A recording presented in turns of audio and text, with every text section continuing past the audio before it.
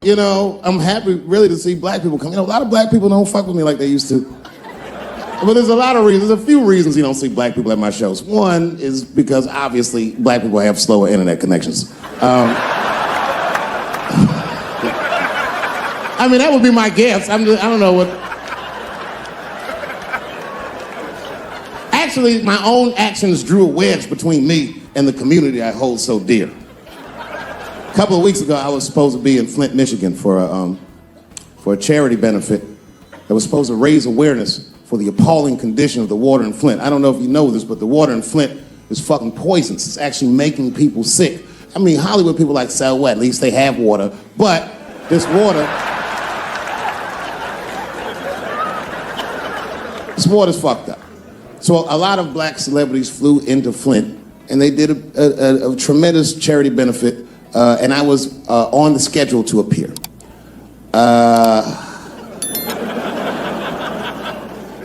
So the reason a lot of people haven't heard about this benefit, it was the same day as the Oscars. Right, I know. So I was on my way to the airport to go to Flint, and then Chris Rock calls me and is like, hey, Dave, I got a ticket for you for the Oscars. Can you make it? And I was like, sure, nigga, I'm on my way to the airport right now. Oh, come on, man. What am I going to do about that water? What am I, a fucking superhero? I need to have fun. I need to live, too. I didn't fuck that water up. Stevie Wonder was there. They didn't need me. I'm sorry, everybody. I'd never been to the Oscars. You've seen the movies I make.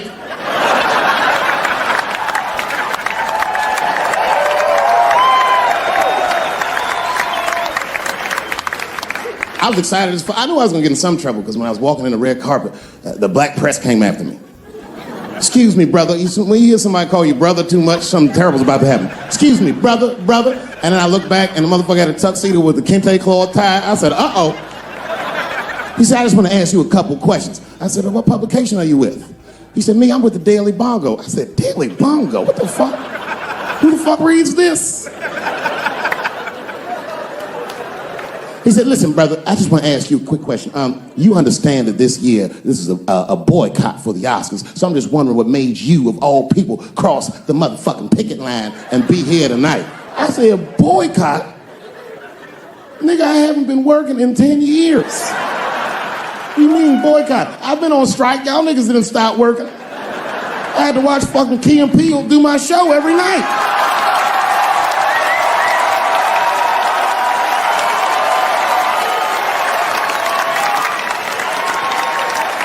Fuck the Daily Bongo is what I said. I went to Oscars and had a wonderful time. I went in that fucking green room. It was filled with so many stars, I couldn't even believe what I was seeing. Hollywood was seducing me all over again. I'm one of the lucky ones. It doesn't work out that well for everybody.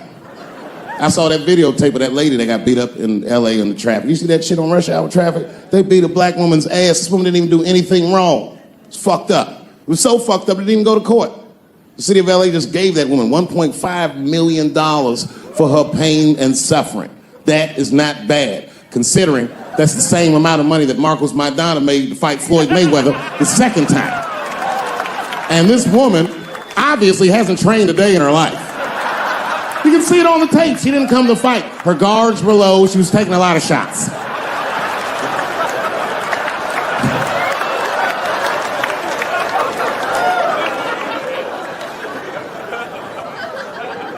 Everybody's mad at police now. I watched that. You see that shit on Netflix? The making a murderer?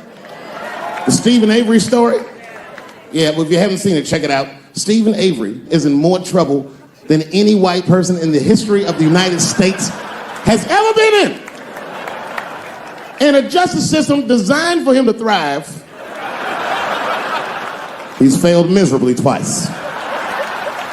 I can't even wrap my mind around it. If Making a Murderer was about a black dude, that shit would be called Duh.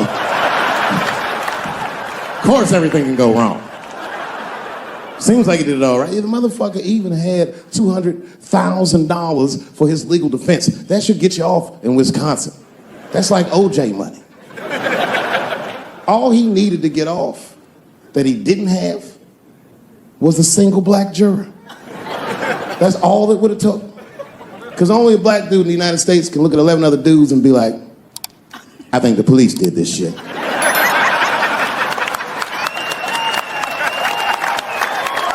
He's fucked up in the game. That's how OJ got off. I've been watching that new OJ show. I can't get enough of that shit. Doesn't it bring back good memories?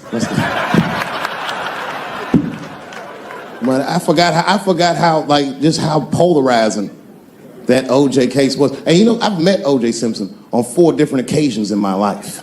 And before the end of the show, I will tell you about each of those occasions. It was right after the trial of the century.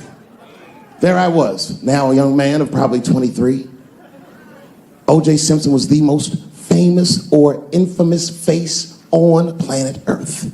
I was in a restaurant in Beverly Hills with my agents. I wasn't alone in the restaurant, but I was alone. I was the only black person in the restaurant. And in the 90s, that felt very uncomfortable. Now I tend to enjoy it at this age. I was having dinner with my agents, celebrating a deal that they told me was lucrative, but I later learned fucking sucked. And suddenly, a group of women walked by. Every race was in that group. Black, white, Asian, Latina, white, and white again. They were all gorgeous. I watched them walk by. Then, I saw a familiar face. Al Collins, the man from the infamous Bronco chase, walked by and embraced one of the women, and they walked towards the door. Couldn't believe what I saw. And then, close behind him, was O.J. Simpson, newly released from jail. The restaurant fell still. I was shocked. I didn't mean to say it out loud, but it just came out. O.J.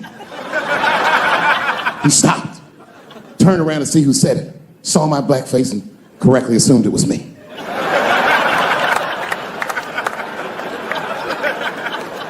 I was sitting in the corner of the booth. He leaned over all the white people I was having dinner with and shook my hand. How are you, young man? He looked in my eyes, and I could see in his eyes that he didn't remember meeting me the first time. And then he walked away. And I looked back at my agents, and all of them had nothing short of disgust on their faces. And the only one with the courage to voice their disgust was a woman named Sharon, who used to represent me. How could you, she said. How could you shake hands with that murderer? I said, Sharon, with all due respect, that murderer ran for over 11,000 yards.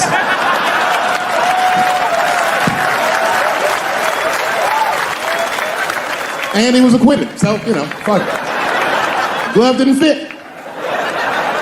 Glove didn't fit. Get over yourself.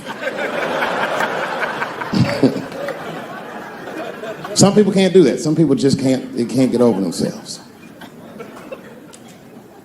Gay people have a hard time doing that recently. Here we go. Here comes the deep water. No, recently I've noticed that. I noticed that with that Manny Pacquiao controversy. I learned one of the most valuable lessons of my life, and I have to share it with you. And that lesson is this. In your life, in any given moment, the strongest dream in that moment wins that moment. I am a very powerful dreamer. Yeah, I'm not lying. I dreamed tonight, this very night, as a 14-year-old boy, and I am living it as a 50-year-old man. My dreams are very strong. Today, I walked all around Washington. I used to be poor in this city, and all day people just said, hey, Dave, like they knew me personally, and I felt like I knew them. And I say to myself, my God, Dave, what a powerful dream. But then sometimes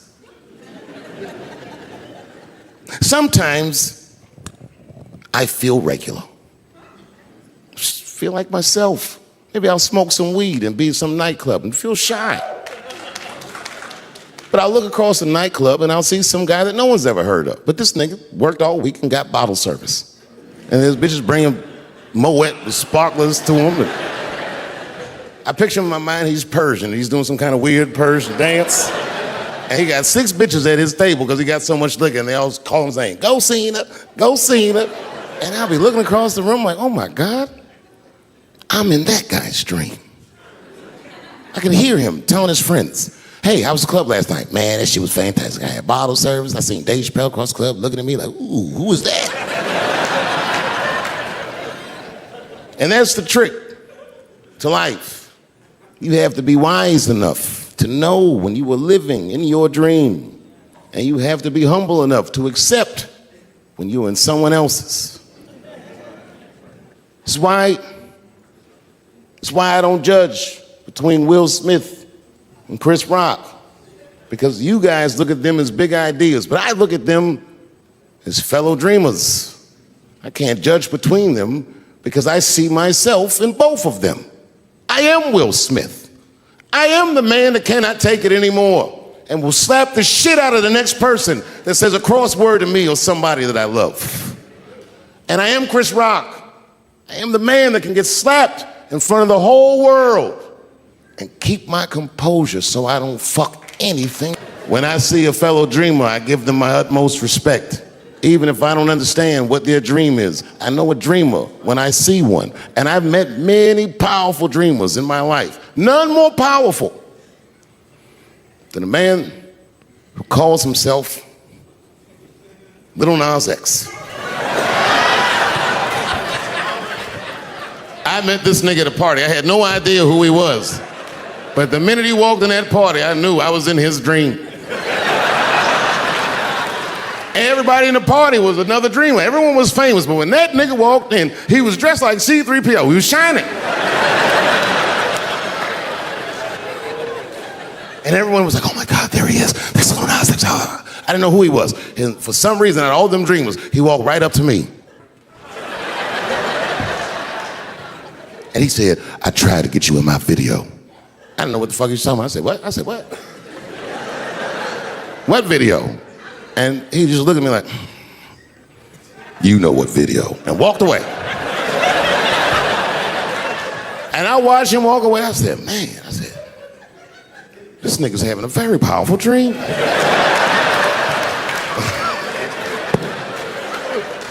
You know what it reminded me of? It reminded me of when we was in grade school. Remember in grade school, the teacher would ask everybody what they want to be? Timmy, what do you want to be when you grow up?" And Timmy acted like he had an idea. He'd stand up, he'd say, "I want to be a fireman." And the teacher would say, "Timmy, that is a beautiful dream." But Timmy didn't mean it. Timmy said he wanted to be a fireman because deep down, Timmy's attracted to fire.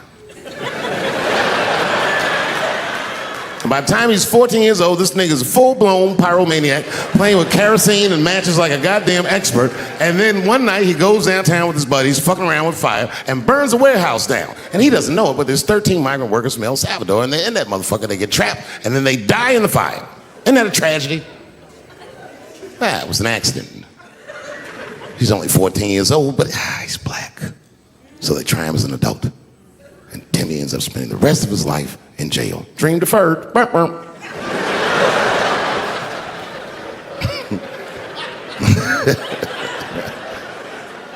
What about you, Billy? Billy, what do you want to be? He stands up and he says, "I want to be president of the United States." Jesus, my God, Billy, that is a wonderful dream. And Billy means that shit. Billy does everything right. That motherfucker gets his grades up, joins student government. He even does extracurricular activities like show choirs to make his resume look good. He's on track to be president. But junior year, he wipes 16, gets his girlfriend pregnant. He's dropping out of high school, making his speech.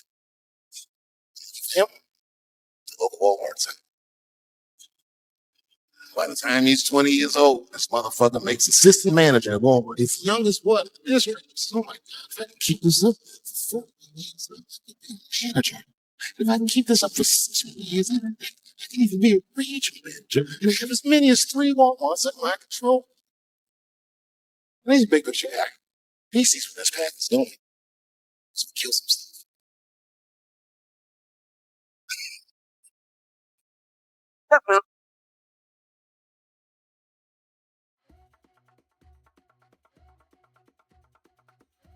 What about you?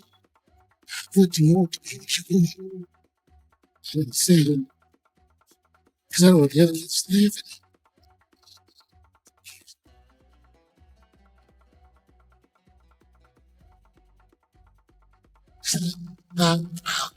What you gonna be? You grow up. Little nonsense. That nigga stood up for the whole class. I want to be the gayest nigga that ever lived. I want to do a music video and slide down a stripper pole all the way to the depths of hell and suck the devil's dick at 10 o'clock on BET while all the kids are awake and can see. Shockingly, that was the only dream that worked out.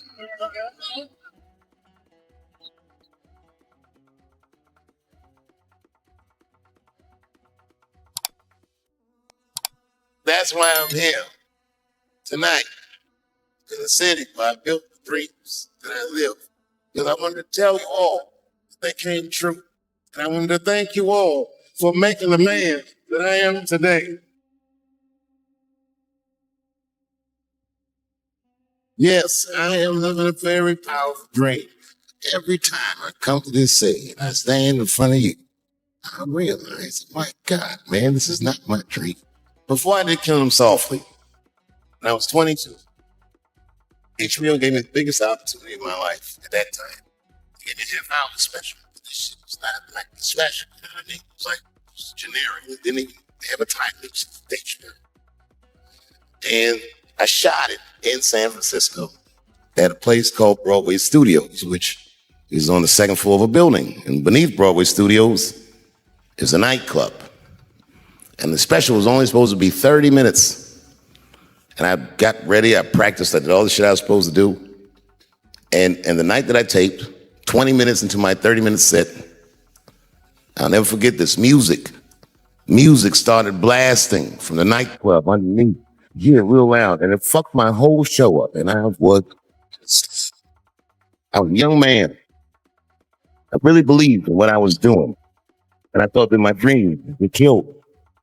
When I got off stage, I ran down the steps to the alley behind Broadway Studios where the patrol trucks are parked. And I kicked that motherfucking door open. And I started yelling at all the producers. I was nobody. But the guy that believed in me. I said, man, that fucking you, what the fuck were you saying? And there was a guy who was a big time police. I said, well, he stood up. He said, hey, kid, sit the fuck down. He said, we didn't ruin anything. He said, we made a deal for that nightclub and I played music and they didn't honor the deal. I said, who didn't honor the deal? He's the one guy. I'll never forget it. Old white man. Sitting in the four toys, you know what I'm saying? He said, that guy right there. And I didn't waste no time or ask no question. I went to that four tours and I beat on that window and I said, open the door, motherfucker, I want to talk. And that old man looked at me for 1 second and wisely told fucker. And left me in the alley cussing at anybody who would listen. And 2 minutes later, literally 120 seconds later, the doors were kicked in the alley. That night, when the Broadway Studios. That old man was standing there. That same old man with reinforcements. He had 2 big green things. And he looked at me and he was calling to me. He said, come here. What are you talking? I didn't know anything about the streets at this age. And I found out later in my life that these men were Russian mobsters. And I don't know what you guys know about the Russian mob, but these are the niggas that killed Denzel and Frank.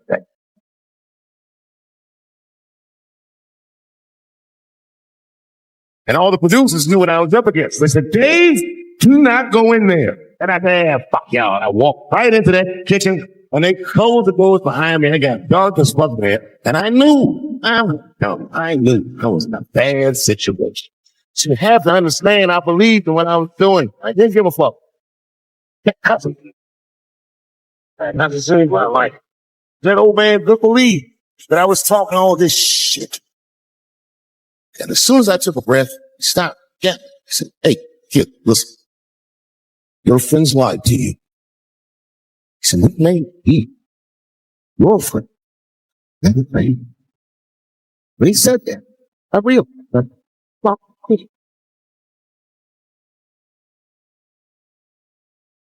I realized he was telling the truth, which would make me wrong. And the very moment that I realized I was wrong, right? You see, funny thing if you believe you're absolutely right. You're drunk off feeling how right you are. Like, hey, you don't need.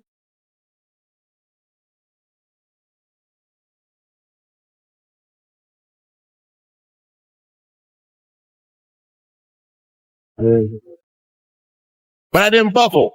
You guys would have been very proud of it. I was scared, but I didn't buckle. I said, well, sir, I owe you know. So I believe it. No matter what, believe that you right. Get my mind. And that old damn living me sympathy walk over me. Just listen at it. She said, that's probably I'm very nice thing to do. I was sitting there with her hand on my chest.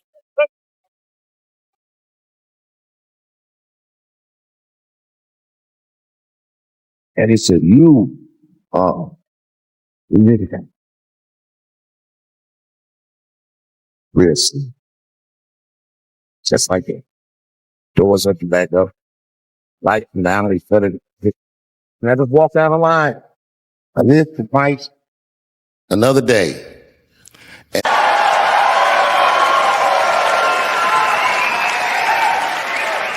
I only got two. All right, the first impression is kind of dumb, but I like it. This is my impression. You ready? This is my impression of the founding fathers of America when the Constitution was being written. You ready? Here it goes. Hurry up and finish that Constitution, nigger. I'm trying to get some sleep. It's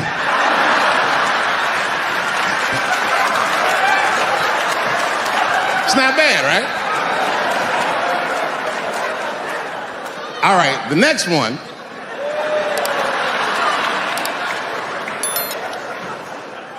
The next one's a little harder. I want to see if you can guess who it is I'm doing an impression of. All right, let me get into character. You got to guess who it is, though. Okay, here it goes. Hey, if you do anything wrong in your life, and I find out about it, I'm going to try to take everything away from you. And I don't care when I find out. Could be today, tomorrow, 15, 20 years from now. If I find out, you're fucking finished. Who's that? That's you. That's what the audience sounds like to me. That's why I don't be coming out doing comedy all the time, because y'all niggas is the worst motherfuckers I've ever tried to entertain in my fucking life. Oh. I'm goddamn sick of it. This is the worst time ever to be a celebrity. You're gonna be finished. Everyone's doomed. Then I'm begging you, don't watch it. It's fucking gross. I felt like HBO was sticking baby dicks in my ears before I was straight. Really nasty shit. I don't want to know all these things.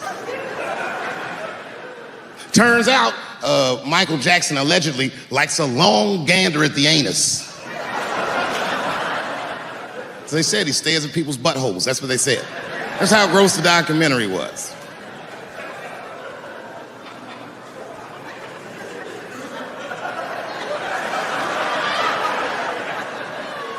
I'm gonna say something that I'm not allowed to say.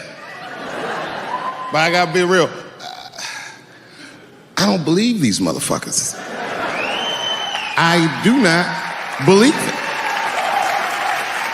But let me qualify the statement. I am what's known on the streets as a victim blamer. You know what I mean? If somebody come up to me like, Dave, Chris Brown just beat up Rihanna. I'll be like, well, what did she do?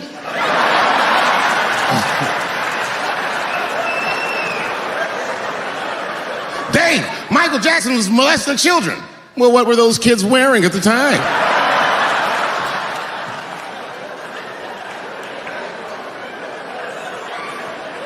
I don't think he did it. But you know what? Even if he did do it, you know what I mean? You know what I mean? I mean, it's Michael Jackson. I know more than half the people in this room have been molested in their lives. But it wasn't no goddamn Michael Jackson, was it? This kid got his dick sucked by the king of pop. All we get is awkward Thanksgivings for the rest of our lives.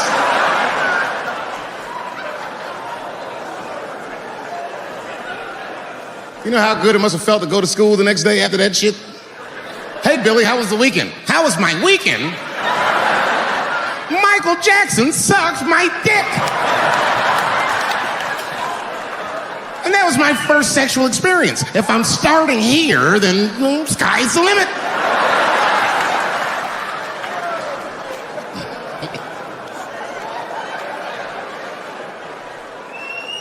I know it seems harsh, but man, somebody's got to teach these kids. There's no such thing as a free trip to Hawaii. He's gonna want to look at your butthole or something.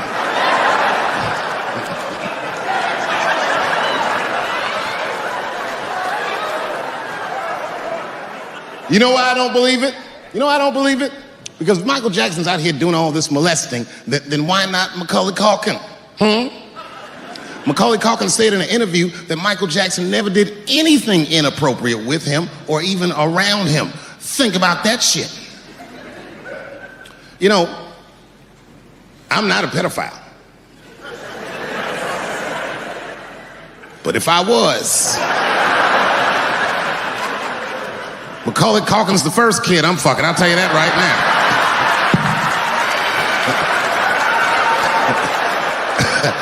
I'd be a goddamn hero. Hey, that guy over there fucked the kid from Home Alone. And you know how hard he is to catch.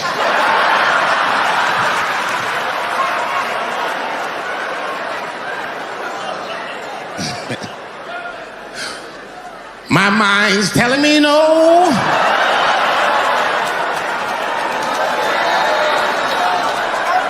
Going on stage, she goes, Dave, I'm working on a documentary about R. Kelly. Would you like to be in it? And I was like, nah, bitch, I'm cool.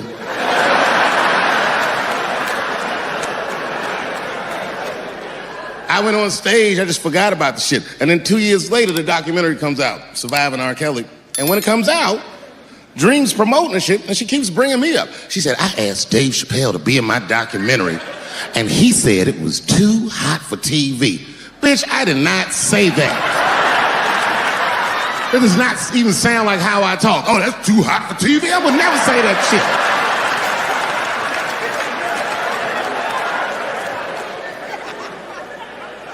But I'm gonna tell you guys why I wasn't in the documentary. There's a very simple reason, and I cannot stress this point enough. The only reason that I didn't do it was because, and it's very important,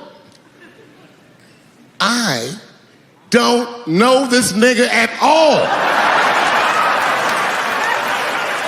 I don't know anything. I don't know anything that they don't tell me about. I don't hang out with this nigga, nothing. So what the fuck do I gotta be in the documentary for? This guy, R. Kelly, got another sex tape out now. Can you believe that shit? This guy makes more sex tapes than he does music. He's like the DJ Khaled of sex tapes. Another one. Like, damn, it's a lot of tapes. The new one's so bad that they didn't even show it. I've never seen anything like this. The prosecutor in Chicago came out in a press conference and read to the media a transcript of a sex tape. Have you ever heard of such a thing? This nigga read the sex tape. And it was so bad that R. Kelly sounded guilty in the transcripts. It's fucking amazing. 16 times the girl's age was mentioned. Isn't that crazy? This motherfucker's an idiot. He was fucking her like, yeah, this is the best 14-year-old pussy I've ever had in my life. And she was like, you like this 14-year-old pussy? He's like, oh yeah, I love this 14. I'm like, man, you need to shut the fuck up. You gotta give your lawyer something to work with. You're supposed to be on the tape like, this is the best 36-year-old pussy I've ever had in my life. And then your lawyer can be like, Your Honor, clearly my client thought that this woman was 36, as he mentioned some 16 times in the tape. They gonna know you lying though, you know what I mean? Everybody knows no such thing as good 36-year-old pussy.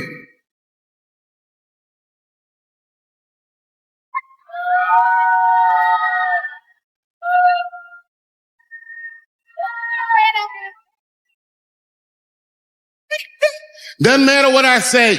And if you at home watching this shit on Netflix, remember, bitch, you clicked on my face.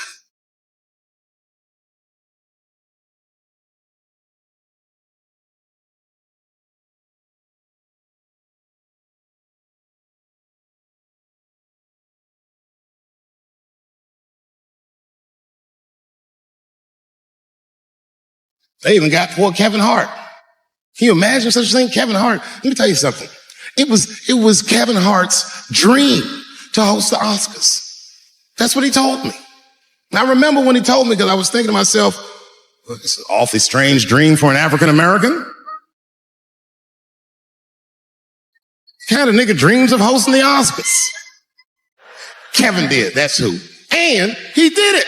Against all the odds, Kevin became the most famous comedian this world has ever seen, and he got the job that only one black man before him had had. He was going to host the 80th Oscars. And I don't know what you know about Kevin, but I know Kevin Hart is damn near perfect. As close to perfect as anybody I've ever seen. In fact, Kevin is precisely 4 tweets shy of being perfect.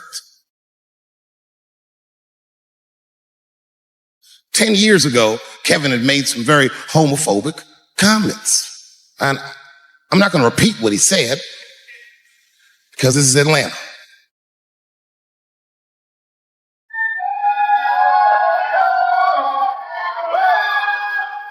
You know what I mean. I'm sure there's a lot of gay men here tonight with their wives.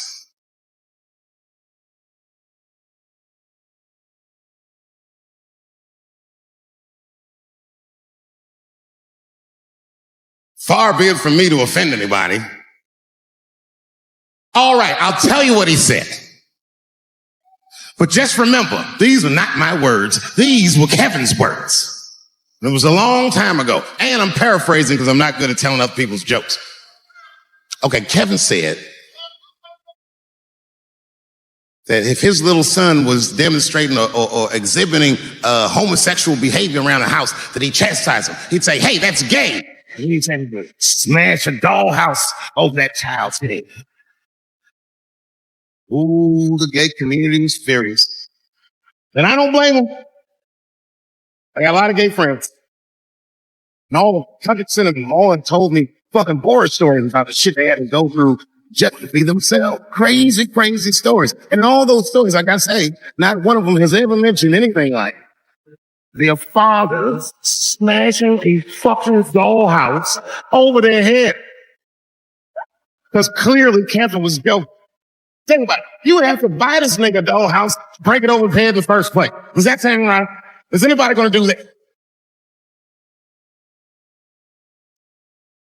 Gay community was upset, and then put so much stuff on the Academy of Education and Science, that they went to the cabinet said, if you don't apologize to that community, you cannot host these Oscars. And they never said, fucking I. And then he went on every talk show in America and apologized for 6 weeks.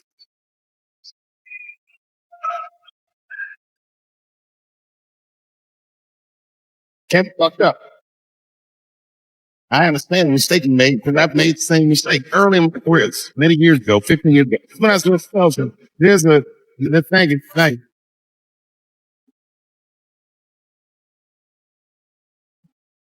And a delicious meal was outstanding meat. That man with that job hung himself in a luxury suite in France.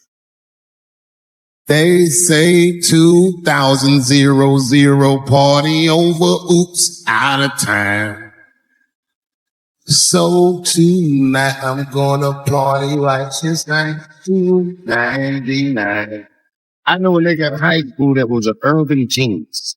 This motherfucker's grades are so good. He got all the way from the hood to an Ivy League school with a full scholarship. There, motherfucker got himself in one of the best law schools in the country. And when he was in law school, he met a woman, fell in love. Gonna get back. Man, save that bitch for later in your life.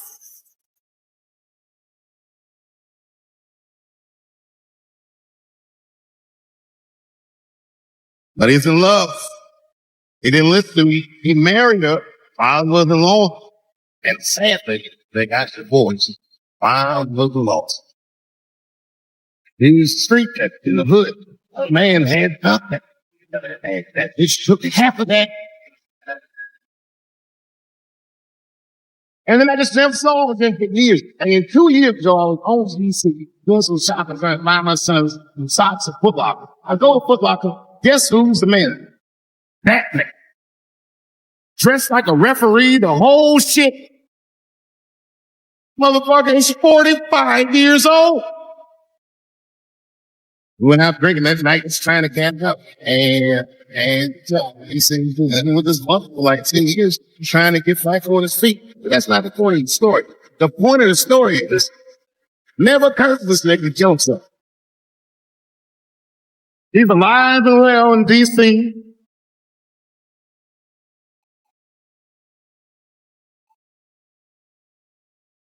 I even suggested to him, and he said, I don't know, man.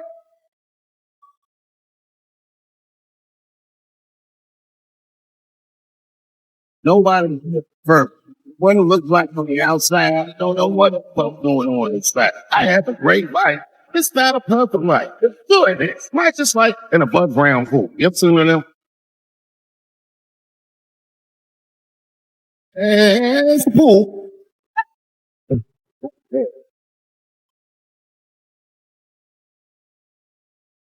So in that spirit tonight, I thought I'd start